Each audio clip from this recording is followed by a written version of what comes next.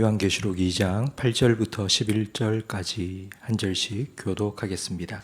서머나 교회의 사자에게 편지하라. 처음이며 마지막이요 죽었다가 살아나신 이가 이르시되 내가 내 혈관과 궁핍을 알거니와 실상은 내가 부요한 자니라. 자칭 유대인이라 하는 자들의 비방도 알거니와 실상은 유대인이 아니요 사단의 회당이라. 너는 장차 받을 고난을 두려워하지 말라. 볼지어다 마귀가 장차 너희 가운데서 몇 사람을 옥에 던져 시험을 받게 하리니 너희가 10일 동안 환난을 받으리라. 내가 죽도록 충성하라. 그리하면 내가 생명의 관을 내게 주리라. 귀 있는 자는 성령이 교회들에게 하시는 말씀을 들을지어다.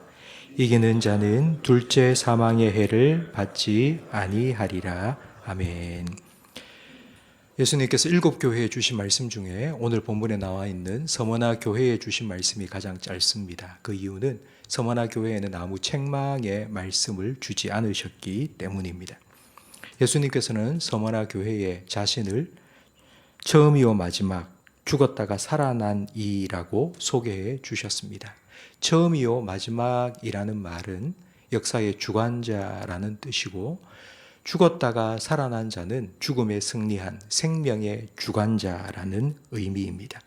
이렇게 자신을 서머나 교회에 소개해 주신 이유가 9절 말씀에 기록되어 있습니다. 내가 내 환난과 궁핍을 알거니와 실상은 내가 부요한 자니라. 지금 서머나 교회는 환난과 궁핍을 당하고 있습니다. 서머나 교회 성도들이 당하는 환난이 궁핍이라는 아주 구체적인 상황이라고 예수님은 알고 계십니다.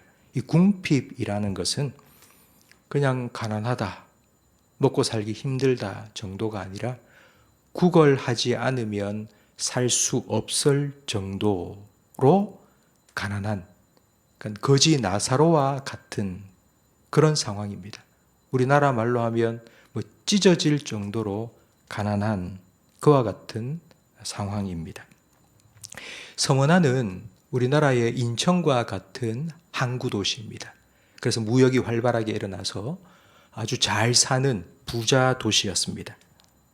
그런데 이 부자 도시에 사는 서머나 교회 성도들이 왜 이렇게 궁핍하게 되었을까요? 그 이유는 예수님을 믿고 예수님을 주님이라고 고백하면서 로마 황제 숭배를 거부했기 때문입니다. 그래서 경제적으로 아주 풍부한 서머나 지역에서 경제적인 왕따를 당한 것입니다. 예수 믿는다는 이유 때문에 잘 다니던 직장에서 쫓겨났고요. 그리고 재취업이 되지 않습니다. 예수 믿는다는 이유 때문에 거래처가 다 끊어졌습니다. 경제적인 왕따를 당한 것입니다.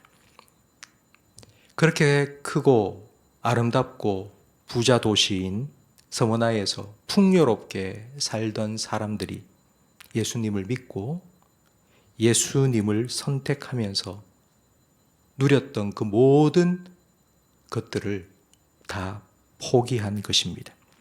이들을 알고 있던 친척이나 친구들은 이들을 향해 무엇라고 말했겠습니까? 저거 미쳤다, 저거 참 불쌍하다, 이렇게 말했을 것입니다. 그러나 예수님께서는 그들을 향해 너희는 부요한 자다. 너희가 가진 모든 것을 나를 위해 다 포기했는데 내가 볼 때 너는 정말 믿음의 부자다 라고 말씀해 주셨습니다. 예수님께서는 서머나 교회 성도들이 당하는 환난과 궁핍이 바로 예수 그리스도를 향한 그들의 믿음의 표현이고 고백이라는 것을 분명히 아셨습니다. 그래서 요한계시록 2장 10절에 예수님은 그들을 향해 이렇게 말씀하십니다. 너는 장차 받을 고난을 두려워하지 말라. 볼지어다 마귀가 장차 너희 가운데서 몇 사람을 옥에 던져 시험을 받게 하리니 너희가 10일 동안 환난을 받으리라. 여러분 좀 이상하지 않습니까?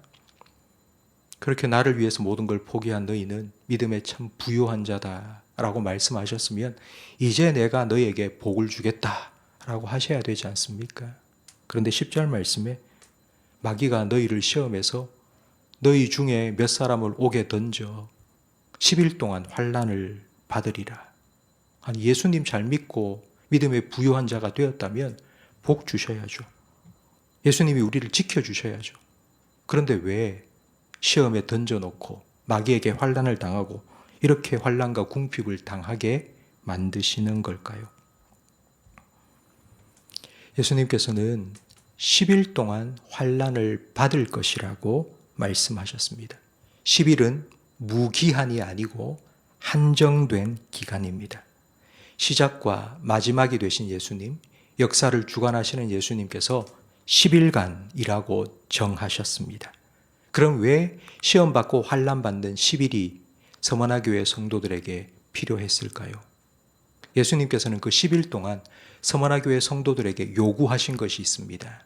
내가 죽도록 충성하라. 그 10일 동안 정해진 환난과 시험의 기간은 예수님을 향한 그들의 믿음을 온전히 보여줄 기회였기 때문입니다. 예수님께서는 죽도록 충성하라고 말씀하셨습니다. 충성이라는 걸 우리는 뭔가 열심히 충성 봉사한다, 교회에서 뭔가 열심히 일한다라고 흔히 생각을 합니다. 그러나 성경이 말하는 충성은 믿음입니다. 우리가 잘 아는 맡은 자에게 구할 것은 충성이니라 할 때 그 충성은 이런 믿음입니다. 하나님께서 내게 이 직분을 맡겨주셨으면 이 직분을 감당할 은혜도 지혜도 능력도 주신다는 믿음입니다. 맡은 자에게는 이런 믿음이 필요합니다. 마찬가지로 예수님께서 10일 동안 환난을 당한 서머나 교회 성도들에게 죽도록 충성하라 하셨을 때 그 충성은 바로 이 믿음입니다. 예수님께서 우리에게 10일간의 환난을 허락하셨다면 그 10일 동안 환난을 견디고 승리할 믿음도 주실 것이라는 것을 믿으라는 것입니다. 성도 여러분, 죽도록 충성하라 하신 예수님의 말씀은 끝까지 믿음을 지키라는 말씀입니다. 우리도 평상시 살다 보면 우리의 믿음을 표현할 기회가 그리 많지 않습니다. 내가 예수 믿는 사람인지 아닌지 세상 사람들이 잘 모르고 지나치고 살아갈 때가 훨씬 더 많습니다. 그러다가 서머나 교회에 예수님께서 허락하신 10일 동안과 같은 그런 기간이, 그런 시간이 우리에게도 찾아올 때가 있습니다. 너희의 주가 누구냐? 로마 황제냐? 아니면 예수냐?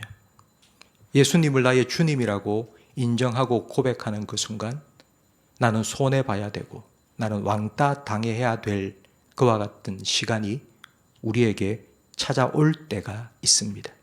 늘 그런 것은 아닙니다.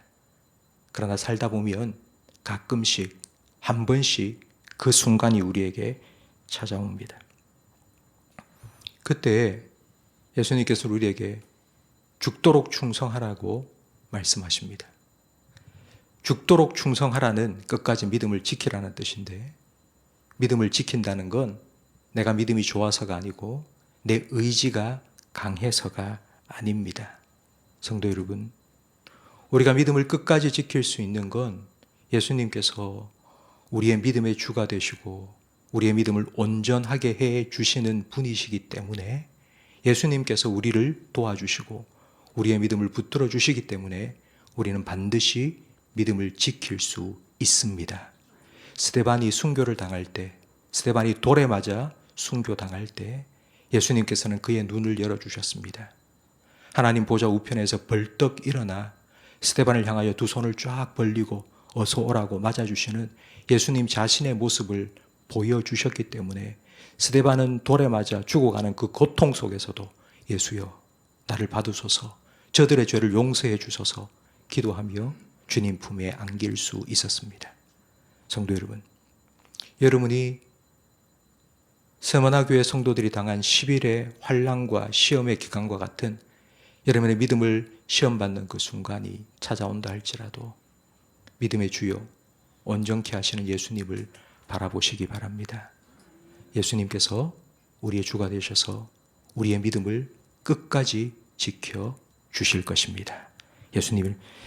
그 예수님을 바라보며 오늘도 주님과 함께 믿음의 걸음을 걸어가시는 우리 모든 성도님들이 되시기를 축복합니다. 기도하겠습니다. 하나님 아버지, 오늘 말씀을 통하여, 서머나 교회에 주신 말씀을 통하여 우리의 믿음을 다시 한번 돌아보게 하시니 감사합니다.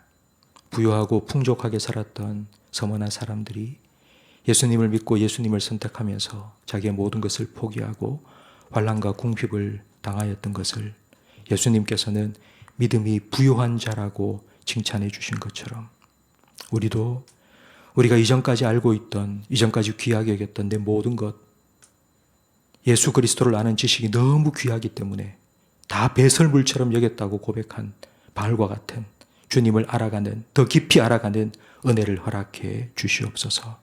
우리가 예수님을 선택함으로 인해 우리가 원치 않는 환난과 시험과 궁핍을 당한다 할지라도 금보다 귀한 믿음으로 내 모든 것 되신 예수님을 나의 주님으로 온전히 인정하며 믿음을 지키며 살아갈 수 있도록 우리의 믿음을 끝까지 붙들어 주시옵소서. 그렇게 하실 믿음의 주여 온전케 하실 예수님 이름으로 기도합니다. 아멘.